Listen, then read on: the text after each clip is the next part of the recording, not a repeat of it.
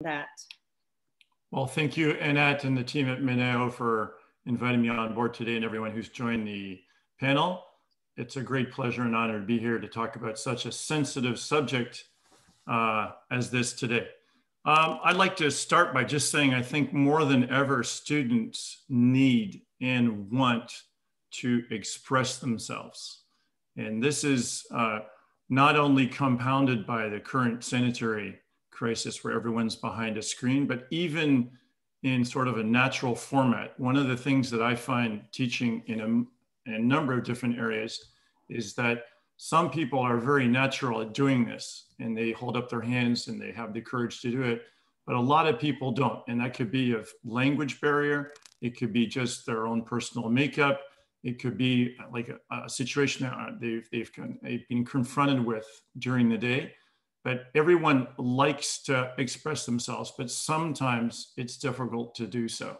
So I think one of the current challenges we have in class and especially online is getting students, getting people that are involved in learning to express themselves. And it's not only verbally, being able to express themselves in writing is an extremely important part of a curriculum today.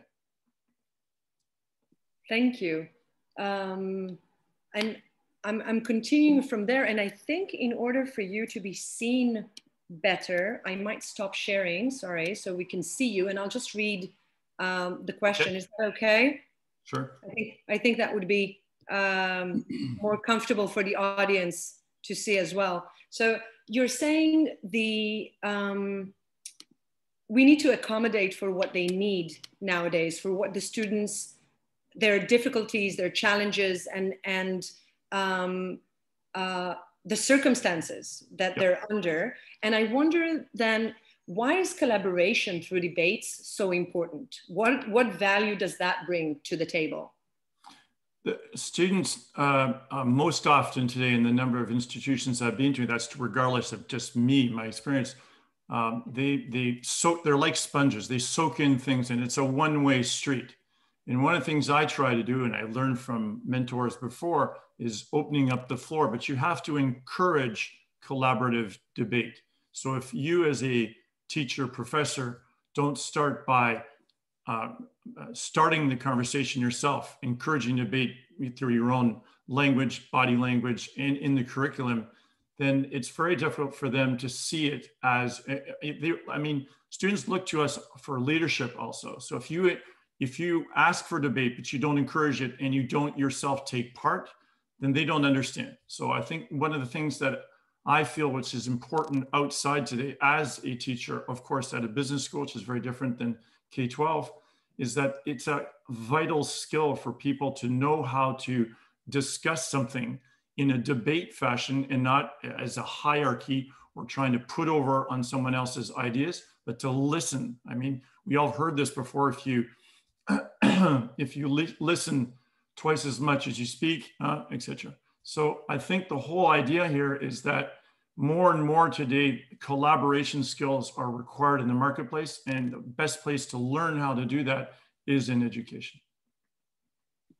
I love that. You're saying, A, we should be discussing with them, and B, we should help them improve their discussion skills through example, but also through providing the opportunities to create meaningful discussions, right? For them to feel free and open.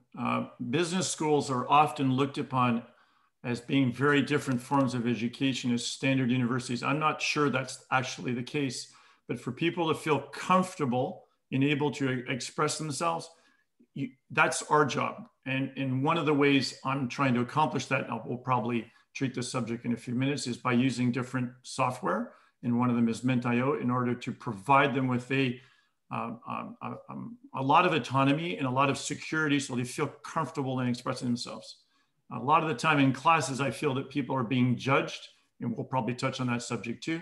The question here is not being judged, it's from the very start, opening up and showing them that you're part of the discussion. It's not a one-way street. That's one of the first things I tell my classes at the start of every semester. They have a collective knowledge that is far superior than mine. It places me on a level playing board that I think is important for collaboration.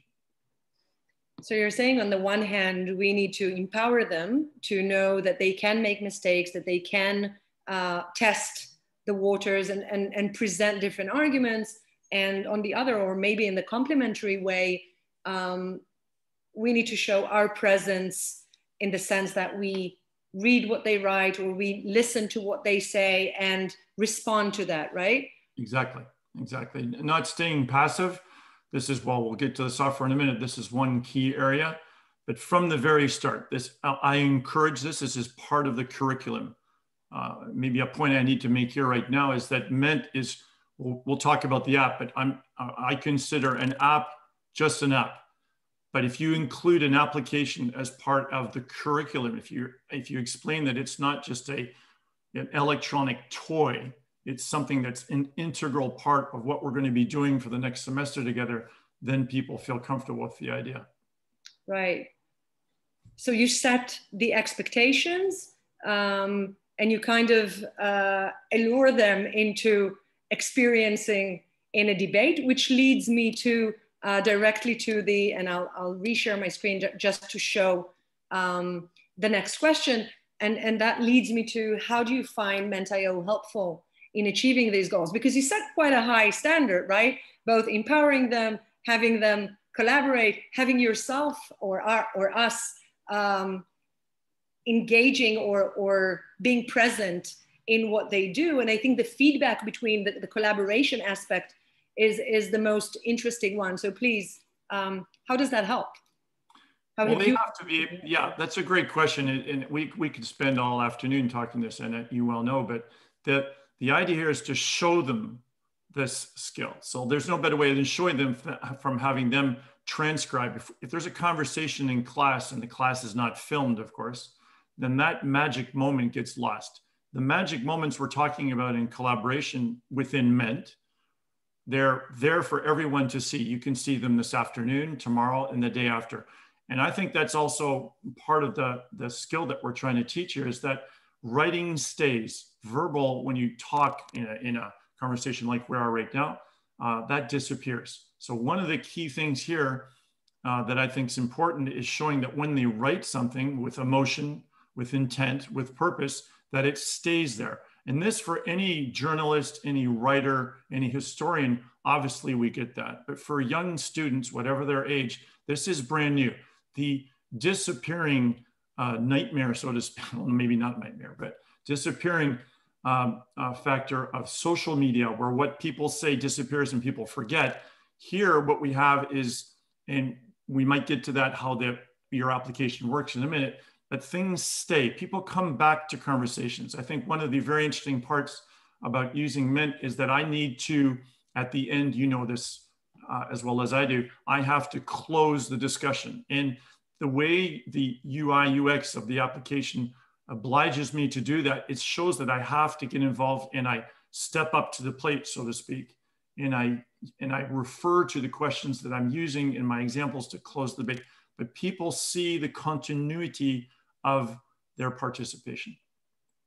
And I think it also reassures them in the sense that, on the one hand, what they had contributed is there. And I don't know how it works with you, but my students always have, every once in a while, there's this question of, well, we discussed, but what do you say? Yeah. Because they want, they want the authority of, well, so what is the difference between A and B? What is this? How would you describe this strategy? And I always tell them, I can say it in a sentence or two, but you have already prepared the ground and you have already discussed the different aspects, be it verbally or on MENT.io.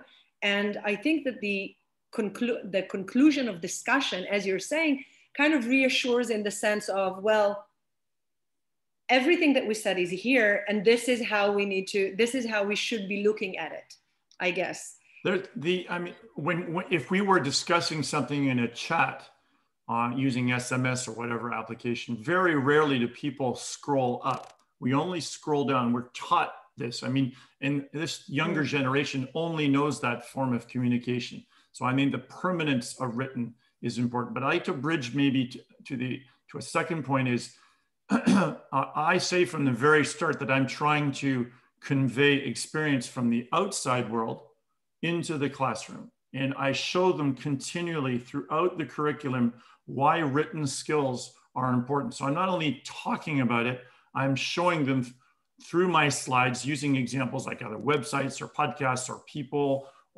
to follow on Twitter, or examples or parts of journalism. I'm showing them continually the importance of this. So I'm bridging the gap between the school environment, which is very sound, but what is going to be asked of them as professionals tomorrow is increasingly, in my view, written skills. And so I'll give you a quick example.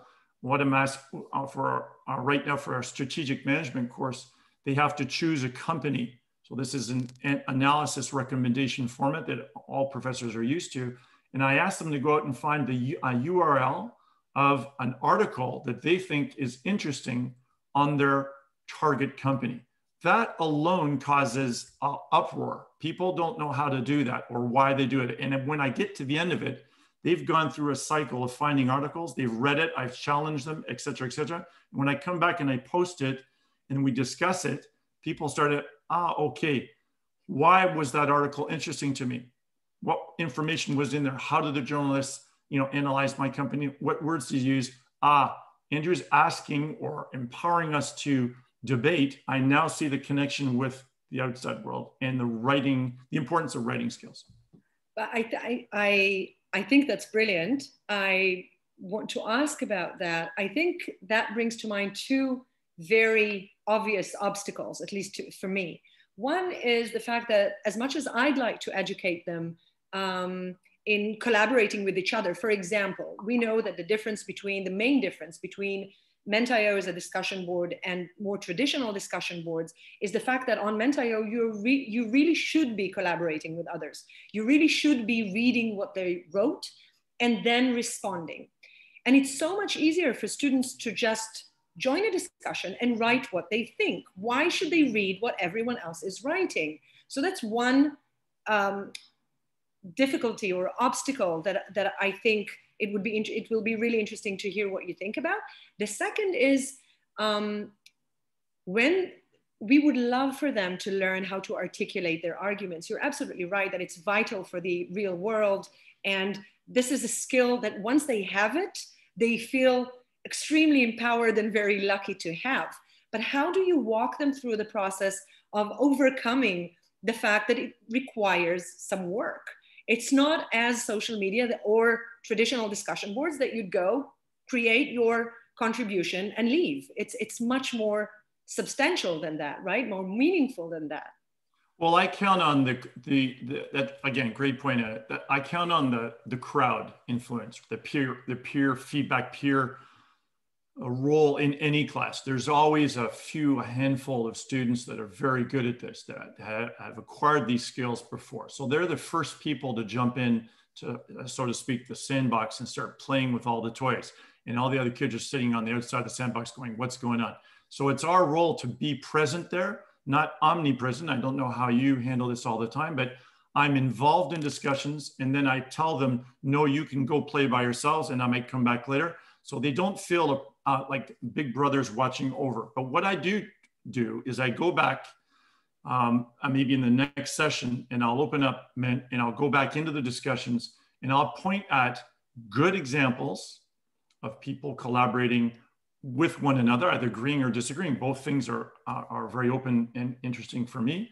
But I'll also go in and suggest to those that are struggling, so you can see those very easily in the application, and say, can you please develop a little bit more what you were saying, to give them a little edge, a little more comfort maybe of me standing beside them and saying, you can do this. And it's funny how people, if they start seeing that you get involved in different ways, you're leaving people the floor to express themselves, then the next question, they'll get more involved. Now, obviously there's still people that are on the outside that can't themselves make the move, but it's by showing, it's the flock, right? By showing the way that my role is not there focusing on points or on rights or on wrong. It's focusing on people actually participate, taking part.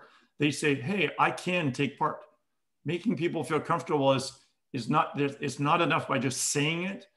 In the action, you have to be there. So when I make a comment, I might agree, disagree, but I'm also saying, hey, it's great to see you here. I mean, that's a very simple remark, but it's great seeing someone here. They feel acknowledged. Someone's seen them there. That's enough to get a lot of people to jump over on the other side.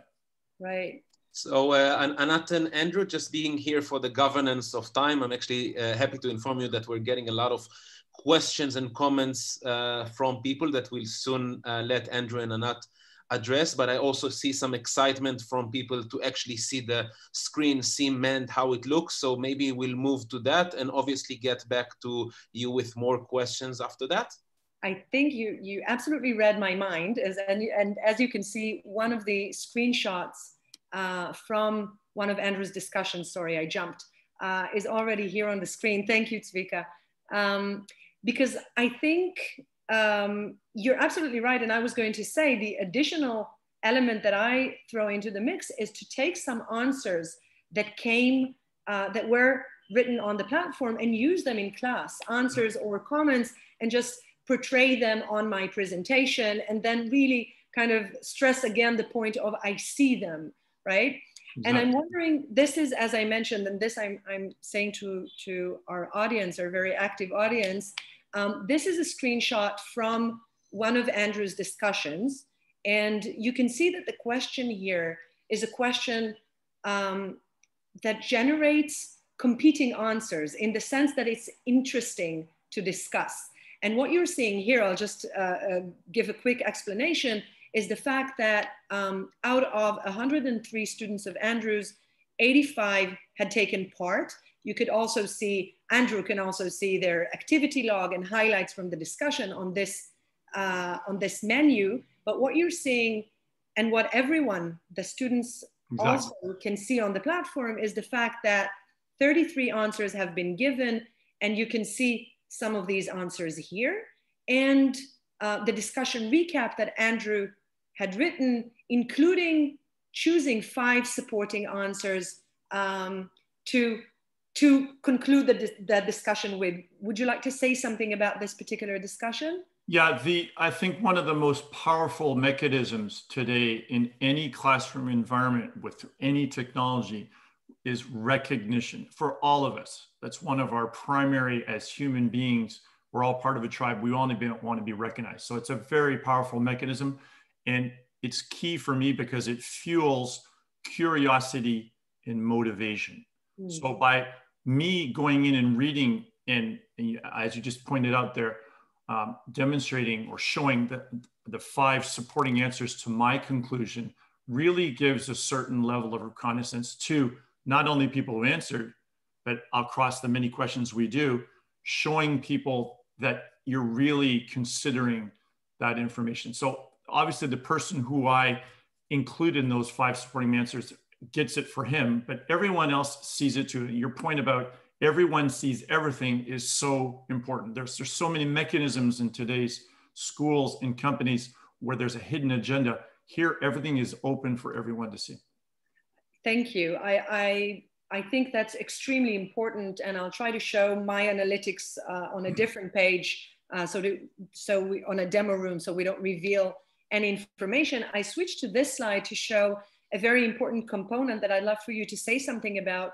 The fact that when students add answers on the platform, their peers can, and you can see it here, they can either comment via upvoting, downvoting, and marking as insightful, or they can actually add their own comments, thus opening this thread that we can scroll up and down to this particular answer. So again, if I show this answer, underneath it, you will find different replies of agreements and disagreements, because we are asking the students to choose whether they agree or disagree. Yes.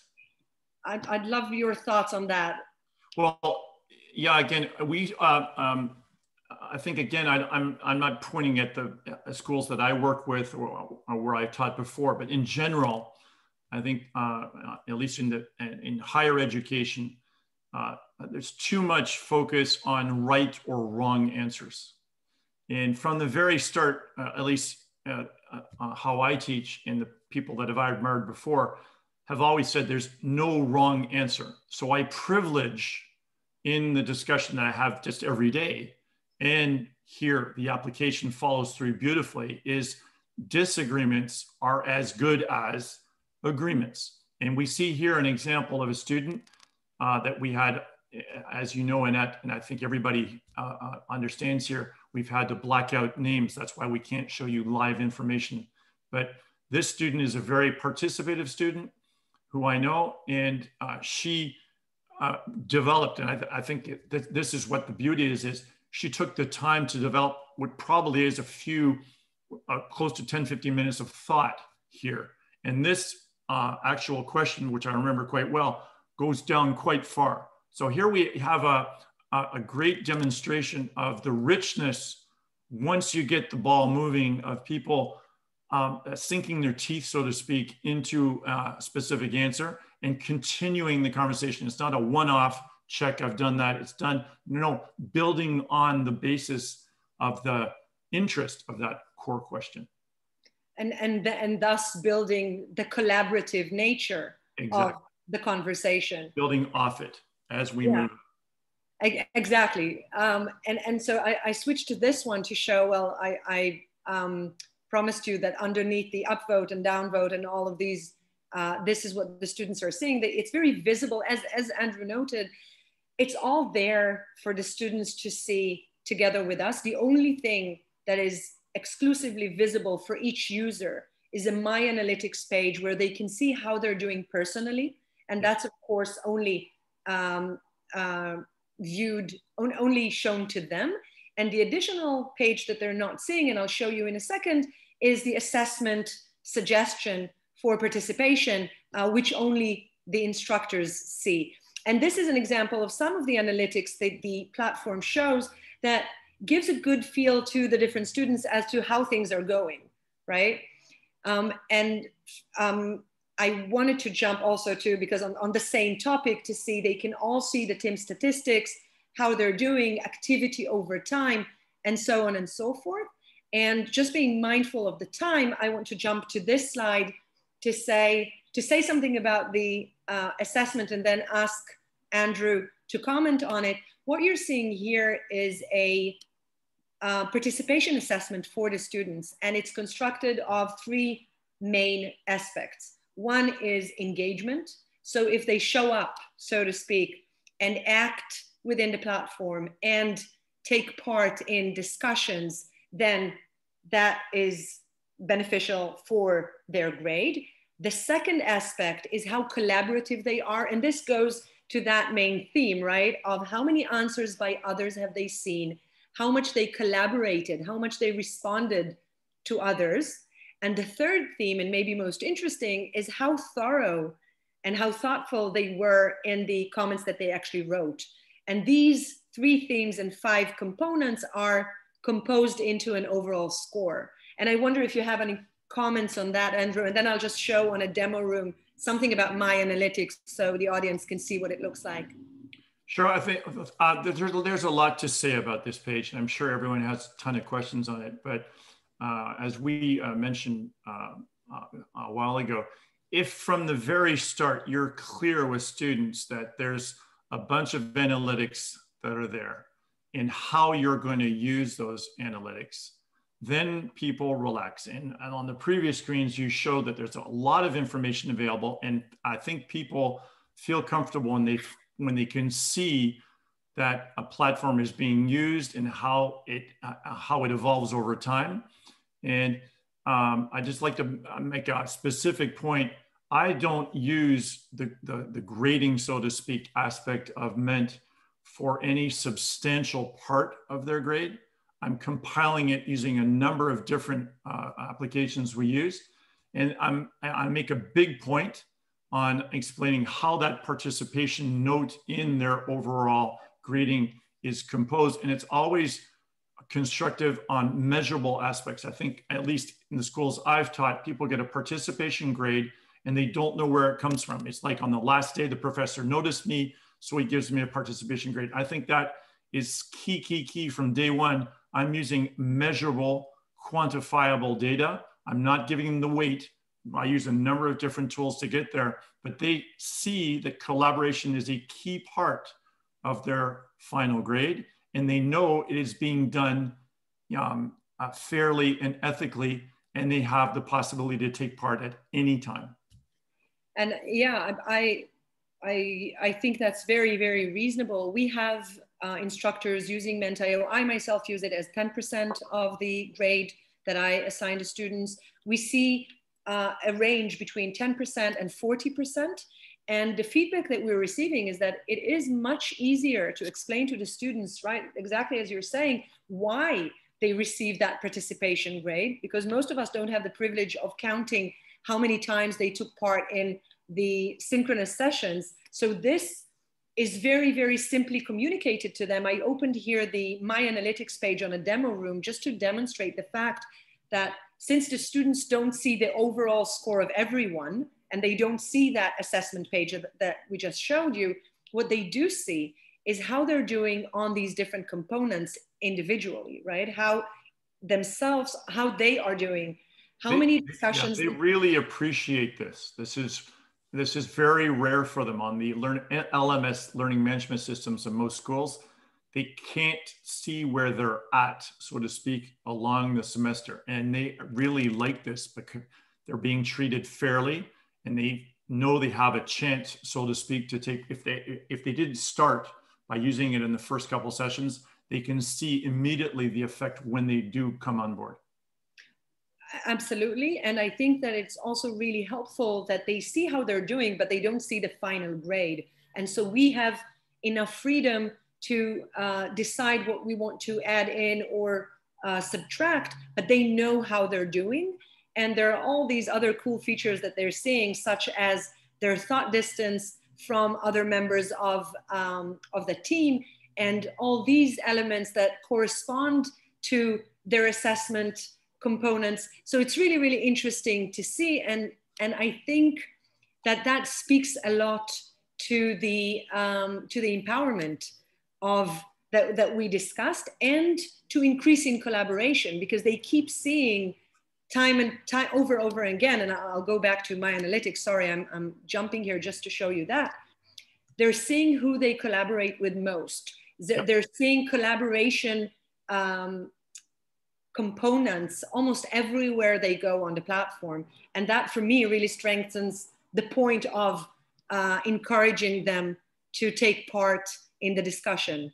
Hey, you know, if Twitter or Facebook or whatever had similar a way of showing you how you participate in discussion, I believe there would be a number of social issues today that wouldn't exist. But that's just my personal opinion. Thank you. I think, being mindful of time, and Svika, correct me if I'm wrong, I think it is perfect timing to have a quick poll with our audience. Andrew, thank you so much. You are still very much on the spot here with the different questions that we'll be collecting from the audience, but I really, really appreciate all the insights that you shared so far. Are we turning to polls or to the audience Q&A? So definitely, if you want to send out the polls, and then while you send out the polls, and we'll give the audience a minute to answer, we will move to the Q&A. Questions are gathering, and that's a very good sign. So please start with the poll, Anna. Should I? Okay, sorry. I'll stop sharing. And Nofar, I think I need help with the poll. Can you generate it, please? We have several members of the Menti-O team on board. I don't think the audience can see them, but they are here, I assure you. You might be chatting with them. I think let's skip the poll and go to the Q&A, please. All right. So if you don't mind, we have gathered some questions for Andrew in advance. And I just want to recap a few that highlighted, and we'll let you take your shot at it and then collect other questions. So without further ado, Andrew, what do you think are the professional skills and the personal skills that can be developed while using Menti-O? Great question. Thank you to the person who asked that. Top of my head is probably the written skills. Students spend a lot of their time writing reports and different things depending on the class they do. Here in the written debating skills are very different because you need to obviously listen and write. And then if you continue on the conversation, it's a continued conversation. These skills, I believe, are very difficult to put together in a classroom, in a standard classroom, and in standard applications. So I'll give you an example here. I use Slack for outside of class communication to my students, and I know a number of professors and teachers use it also, but that is a chat app. And chat is not collaboration, discussion, and debate. Now it's great for one-offs, and I know some people might not agree with me, but you can have a constructive conversation over a long period of time in Slack. You can hear. This is a big component. Maybe the second thing I like to touch on is personality. A lot of students get to school, and I feel that throughout their career, so to speak, they've never been given the opportunity to speak up, either within their families, their personal environments.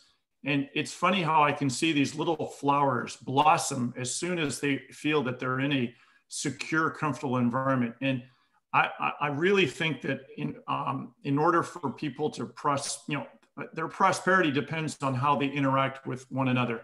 If by using software like this and through collaboration with them as a professor, they can leave business school more confident in expressing themselves with one another, then I think we've achieved something big. All right. Wow. Thank you for that. Next question would be any recommendation that you can give on how to strengthen the students' ability to ask well-framed questions, or with respect to arguments, how to support their ideas better with arguments and counter arguments? Well, that again is for the leader, so to speak, of the classroom to show that from the very start. Second point is to point at examples of people around you. So I mentioned before, articles or thought leaders or podcasts or whatever. Point to people that really portray that and use that as part of your curriculum. I think those two things are important. And then in terms of just, for example, asking questions, I ask my students, so I ask questions myself, and then I field questions to my students and to their teams. So for example, a couple of weeks ago, I asked them to come up individually with questions format, and I use Slack. So each student asked a question and they formulated it, and then they upvoted their questions. And of course, I chose the top questions. And then I picked up that student and coached him through using Ment. He asked the question, everyone took part, he concludes, he closes, and then we loop back. So people say, hey, this is very interesting. I'd like to add to that that is brilliant to do.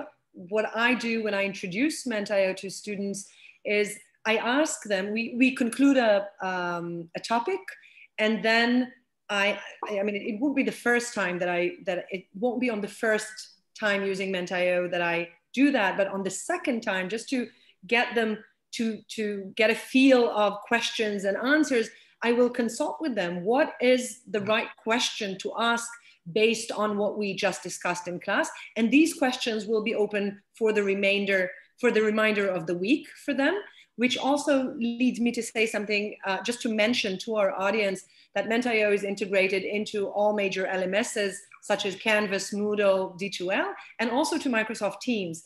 And so you really clearly see, especially with users who use it on Microsoft Teams, you see very clearly the difference between the chat, i.e. Slack or MS Teams, and constructed deep discussions such as Ment.io. So I think that also speaks to that point. You're totally right, Annette. Wow, thank you for that. Another question coming from the audience about recommendation for instructors on how to allow students to better work in groups, specifically in remote learning environment. Wow, that's a big one. I think there's been a bunch of studies on how groups are chosen And so I'm not going to step in here. I don't choose, I haven't done any extensive research there, but getting them comfortable in their teams is obviously a big deal, and especially today. Many of the teams that I'm working with right now, because of confinement and online learning, there's a lot of flare-ups in personality. So I spend a lot of time, well, not only me, I'll backtrack very quickly, but letting them choose their teammates was fun in class. Online, it's a little difficult. So I compose the teams and I use an algorithm so they feel that it's fair. Then moving on to how that team should work, I write quite a lot of content to help them. And Annette knows this from our previous conversations. I use Notion as a team, as a curriculum wiki. So I have 25,000 words of information on there for them. And one big page is on setting up their teams, teamwork, working together, how to alleviate issues. So I've done a lot of research on that and given them a lot of articles to work on. I asked them to use different personality tests and fun ice-breaking games at the very start of the year. And then when we break into sessions, one of the first things they want to talk about is their class projects. And I say, no, let's get back to the basics. How are you people working as a team? So I use another bunch of software to get them all collaborating together, a virtual whiteboard application. And on there, I walk them through how to use it. So they get a little bored that I'm saying this, but I point out the factors that make working together as a team. And this is maybe, again, I'm going to wrap it up like this. I think a curriculum, I think more and more universities and business schools today should have part of the curriculum how to work online together. And it reminds me of when I learned how to use the internet. No one was there sitting beside me and telling me what to do or what is a good etiquette or how to do this or how to do that. We need to, as professionals today, to sit down with our students and walk them through this. I hope I answered the question. Yeah, I find it fascinating. And if it's okay, Tvika, I want to add from what I hear from other instructors as well, to Andrew's points, two additional ways in which teamwork can be supported. One is, you mentioned, Andrew, how you empower a particular student in starting a discussion and concluding a discussion. What I've been hearing from some of our users is a way of, well, there was a discussion going on for about a week, and then breakout rooms, each group is being assigned to look at one of the main answers, including all its threads, and present it to the class, present the main arguments, discuss it a little bit, and kind of bring it home for the entire class. So that's one way where the breakout rooms connect really well with how we have with the asynchronous discussions. And second way that I've been hearing about is the fact that when we want them to work in teams, we create smaller discussion questions. So there's the regular, so to speak, discussion questions for the entire class, but there is also the option of basically creating team one, semicolon, this is your question, team two, this is your question, and really encourage them to discuss in smaller groups on the same discussion pages, but still have that smaller discussion also presented and alive on the discussion platform. Yep, very good idea. Thank you again. Just to be again mindful of the time, I see at least 10 questions that were asked, and obviously we're not going to address all of them. So this is a point where I want to say to everyone, keep asking those questions, and we do promise to get back to each of you with questions that we didn't answer yet. So first of all, I'm sending over the chat that you all have our address at webinars@ment.io, so we can continue the discussion even after the webinar, and you can see the product live, because I see many of you want to see it and want to test it and have a lot of questions about it. So please don't hesitate to contact us at webinars@ment.io to hear more. I'll take maybe 2 or 3 more questions as time allows, just because I see a question coming from both Manolis and Trinu in the chat, which are very important about, you know, how do we really evaluate arguments and counter arguments? What's more important in MENT, the quality of the discussion or the quantity of the discussion? So I think it started by Andrew touching that the real important thing is to create the right discussion structure. So by starting and framing the right question and allowing people to engage and to openly present their arguments and counter arguments is definitely phase one. What we are doing in MENT, our backend and algorithms that we can obviously elaborate on them, is that we provide an ability to analyze arguments and counter arguments all together. We assess the participants of your counterparts in class and the instructor that can help you evolve your answers and refine them. Every answer is being ranked. I saw a lot of you asking about thought distance or about discussion quality. So the more people participate, the more they introduce new and fresh views into a discussion and make it more diversified, our engine is able to identify ideas that are stronger and arguments that should be treated with higher rank. And we'll obviously be able to provide you with more details if you want to follow up on that. So that's a question coming from multiple of you in the audience. Maybe a few more words. Andrew, there's a questions about if there are specific rules to start a debate. So what do you consider a good debate and how to initiate that?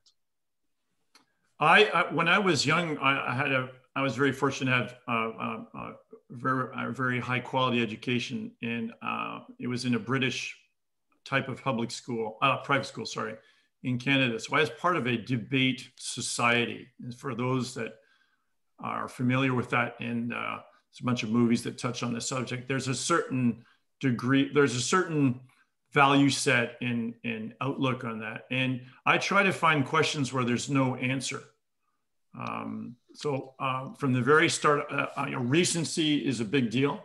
So students are, at least the students I've been working with, are kind of fed up of reading a case study from 1996, which is for them really old, but for me, my age, it's not old at all. But anyway, 96 is a little too far on something that's not current today. So I try to find a current issue, something that they're able to relate to. There's no real answer.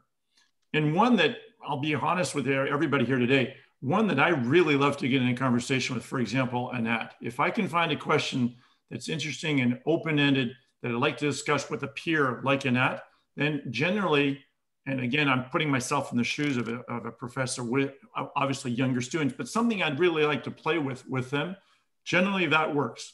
And in terms of the second part of your question, how do I structure that?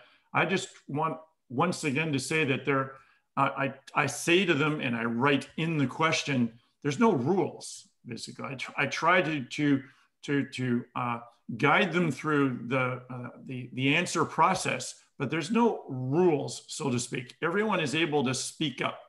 And I have a lot of international students. So international students are especially sensitive to some issues. So the only thing I'm watching out for at all times is if we take a conversation in a direction where it might touch upon a very sensitive issue, and we won't go down that road today, then those are out of bounds, because we want to promote a lively and fair discussion between one another. And I had to, sometimes, not refuse, but ask people to reformulate questions or answers based on those rules.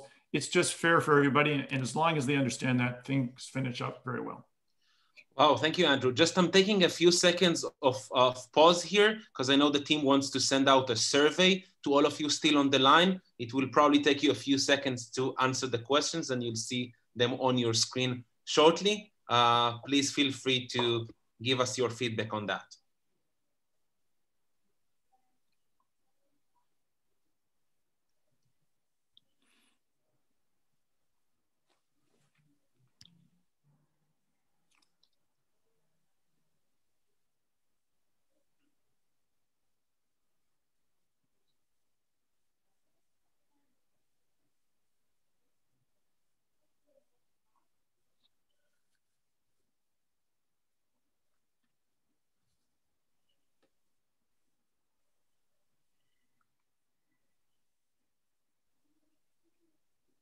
All right, I hope most of you finished. I'll take one last question before I let Andrew and Anat have their concluding remarks.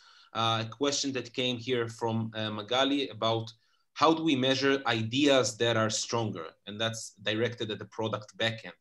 So we have a lot of principles within Menti.io as to what forms a high quality discussion. Of course, the more collaborative it is, the more supported your arguments are, the more diversified it is, the solution can take all of that into account. That's why we measure thought distance. That's why we measure depth. We would love to show it all via a live demo so you get a sense of how Andrew can use it in class and so many other professors, just because, and I don't know if you saw that on screen, but the discussion that Andrew presented, it's quite amazing. It had 83 participants in that one given discussion, but you still had the ability to evaluate the entire discussion results in one screen. And that's part of the backend that we would love to talk to you about. Again, we're available to all of you at webinars at Menti.io, and we would like to continue this conversation. So from here, I'll just move it back to Anat and to Andrew for concluding remarks. Thank you. I think you're all seeing the poll results. So let's just have a quick look at that. How student engagement is the issue that we struggle with most. Closely, right? Collaboration follows closely, but still it's the engagement that takes most of our of the audiences and I think most of educators' attention. Many more people have been using traditional discussion boards, and I find it very encouraging because there is something there already to start with. However, the reason I love Menti.io, as I said earlier, is the fact that it highlights collaboration. But yeah, that's a wonderful start. And we're seeing that we teach quite a lot, that the audience teaches quite a lot. Andrew, would you like to say something about that before we move to the concluding?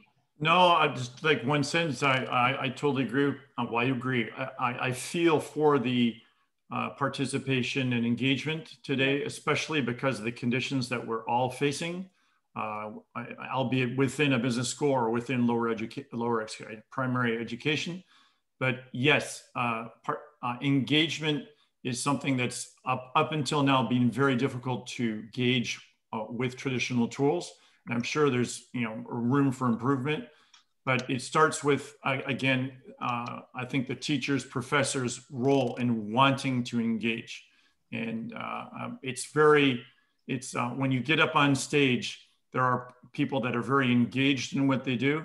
And that first starts with yourself. So if you're someone who wants to get engaged in a conversation one-to-one or one-to-many, then that shows and makes people comfortable in wanting to engage with you. The first step has got to be you, with or without a tool. I wholeheartedly agree. And I think my students were just telling me the other day how there's a difference between the instructors who ask them what would help them become more engaged and would help them to open their cameras and so on and so forth, and those who don't, who show up and don't worry so much about engagement, or alternatively had given up. That's also, I think, something that we're seeing. So with that cheerful note, let me, please, Andrew, if you'd like to make one or two very quick concluding remarks to what we had discussed. Yeah, the one thing I really like to say to everybody who's listening today is differentiation. And albeit for professors, teachers, or schools, we're in a very competitive environment, more and more so. Now we're going to all the economic issues, but this is a vital point today. So the quality of teaching we're giving is differentiation. And using a product like this, I mean, I'm not in any shape or form involved in Menti.io, but I feel that by using this tool, I am creating additional value for my students. And that immediately for them, if I speak to them, and I've said this to you many times before, and as customers and not as students, I'm creating value for them. So my final remarks would be on that. By using high quality tools, one of which is Menti.io, I am creating a difference for them. I'm increasing the value of their education. With whether or not they understand that immediately or not, it's a whole other issue, but I'm showing them that the ease of use and onboarding students is a key thing for me. I have very precious time, like all teachers, and all of you probably understand that. And thanks again to yourself and all Mint teammates, because again, I've worked with a number of software as service providers over the last 10, 15 years, God knows how many. And I really have found very purpose-oriented and interesting, rare people at your company. And that's an important point I'd like to make. Thank you so much. And I'd like to return the compliment and say we see highly involved and wonderfully sharing, I guess, users of Mint.io, and in particularly yourself, Andrew. Thank you so much for taking the time today to share all these insights. Thank you so much for being with us and taking the time to prepare and to present those ideas. Pleasure. And thank you. And thank you, all of you at the audience that have spent all this time with us. We are happy to continue answering your questions. So please feel free to contact us on contact@Mint.io or webinars@Mint.io, sorry. Zvika, would you like to add something? No, just thanks very much for your amazing participation, and we look forward to seeing you in our next webinars and continue this discussion. Thank you so much. One last thing to everyone who is online. In the chat, there is a link to a Calendly where you can request to schedule time with the Mint.io team if you want to review the product any further. So please go to the chat. Becky Gilor has written a message with that link. Thanks everyone again. Thank you, Andrew. Thank you, Anat. Thank you, Zvika. And by this, we will conclude. Thank you. Thank you so much. Have a good rest of the day. Thank you.